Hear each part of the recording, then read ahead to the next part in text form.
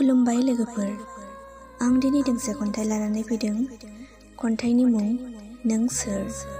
खन्थाइखौ लिरदों आसारानि बसुमतारी आरो खन्थाइखौ आवरायदों जावलिया सिमां। फैदो बिदिब्ला बिथांनि खन्थाइखौ खोनासंलांदिनि। नों सोर? नों सोर जेब्लायबो आंखौ जंखायफैयो।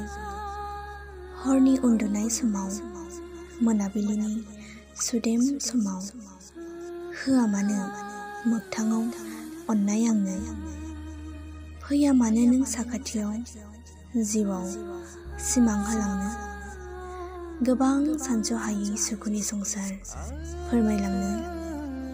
नों सोर सिमांनि रजे, जेरैखि फैया मानो मोगथां मुलुगाव नोंखौ मोनो।